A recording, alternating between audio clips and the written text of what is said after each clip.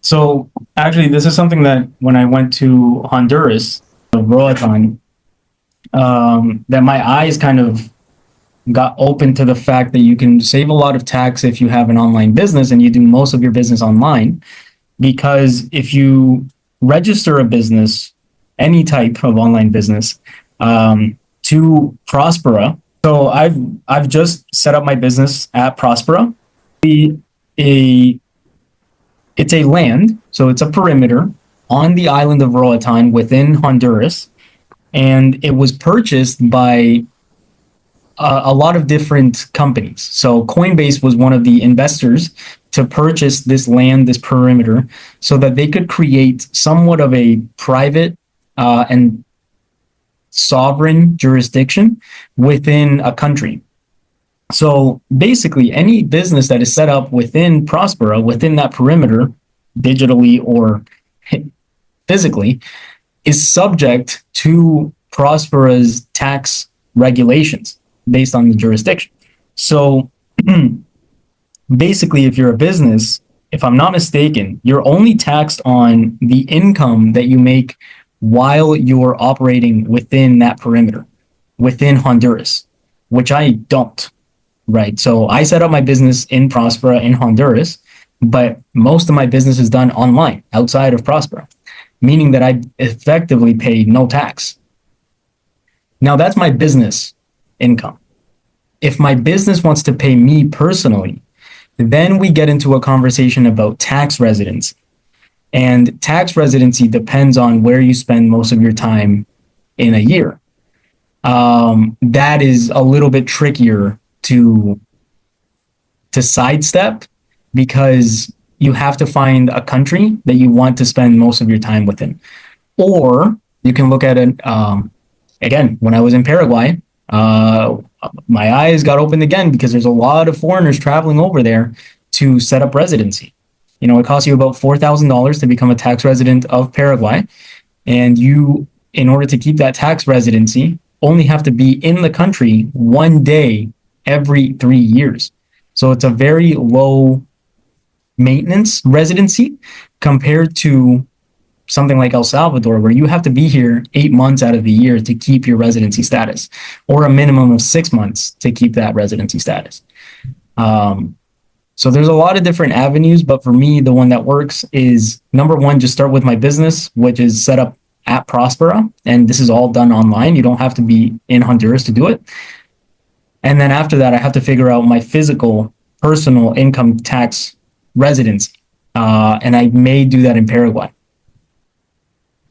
Paraguay is for tax residency on a personal basis, because you, in order to keep the tax resident status of Paraguay, you only have to be there 1 day every 3 years, right? So every 3 years, you can fly into the country and then fly out again. And you keep your tax residency status. But for Honduras, as a business, I don't even have to be in a country. My business can be online and still report income at Prospera. But as an individual, you do have to be, because you're physically somewhere as an individual all times of the year. Your business is its own entity, but it's operated digitally. The business income comes to them, right? So if you're a tax resident of Paraguay, businesses within the country, meaning that the government will collect tax revenue from the businesses, but on an individual basis, it's a pretty low tax. I'm pretty sure it's 0% personal income tax.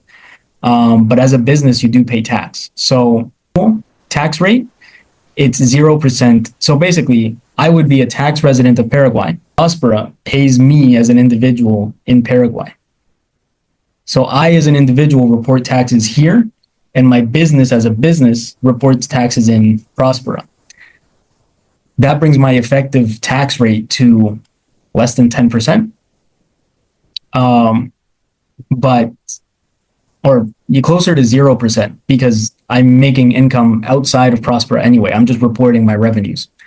But anyway, for Paraguay, they're betting if I get the residency here that I'm really going to like the country, or I'm really going to like how they do things, and open up bank accounts or open up businesses within Paraguay.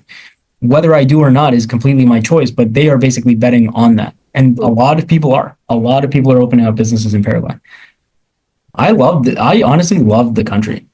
Speaking country, can you get around on English? Probably. There's a lot of different languages, honestly. There's people from all around the world in Paraguay. Prospera is within the island.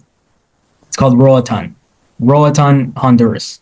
It's a crazy story and a crazy project. Because right now the government of Honduras is fighting against Prospera to kick them out of Honduras, but it's funny because it can't happen in the court of law. It's almost like they can't do anything, right? In the court of law, I purchased that land, right? So just because the Canadian government doesn't like me, that doesn't mean that they have the right to kick me out if it's my land. So it's interesting because Prospera did the exact same thing. They bought land from Honduras, and they have all the contracts for 50 years to keep that land. And, throughout these talks, Prospera is basically saying to Honduras, hey, if you really want this land back, you're going to have to buy it back from us. We bought this land. And Prospera is asking for something like a third of the GDP of Honduras, which obviously the country cannot afford to pay a third of their GDP for a small perimeter of land. So they're forced to let them stay there. It's some crazy political games going on. Governments change every however many years, right? So the past government liked it, the current government doesn't. So now is when the fight starts. Companies that got together and invested Prospera is basically a company. Okay? There's a lot of different investments coming in. So Coinbase is one of the biggest investors in Prospera. It does take time to do it right. There have been attempts to have a second Prospera around the world, and there are many attempts to do it, but it's tough to get it right because of the amount of power that the government has, right? So unless you have a friendly government to start off with, it's hard to do anything in a country. The other thing is that it has to be run well, right? So unlike a government, which can't go bankrupt theoretically. I mean, in reality, it can, but they never will because they'll just print more money. Prospera can go bankrupt. It is a company, right? So they are incentivized to keep their citizens or their residents happy, right? So that's why they offer such low tax rates.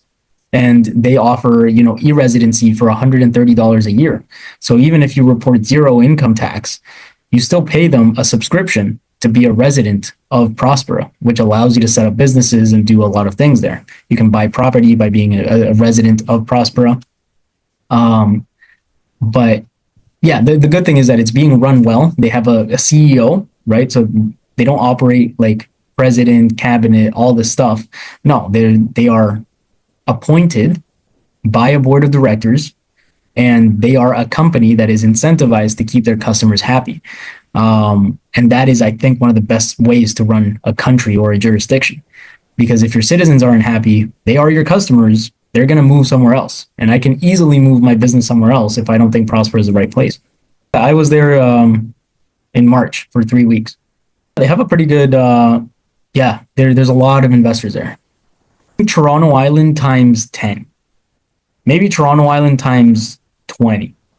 It's a pretty small island. You can either take a boat or a plane. I took a plane because of the climate, but also because the government is desperate, or the government is more open-minded.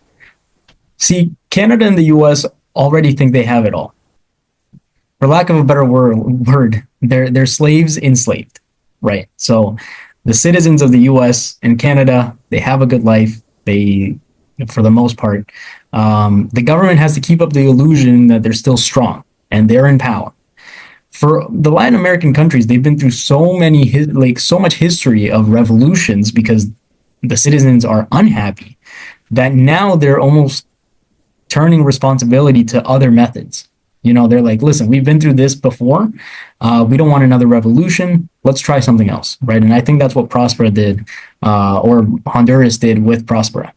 You are bound by Honduran criminal law and immigration policies. So if you actually want to stay there and live there, you have to go through Honduras immigration.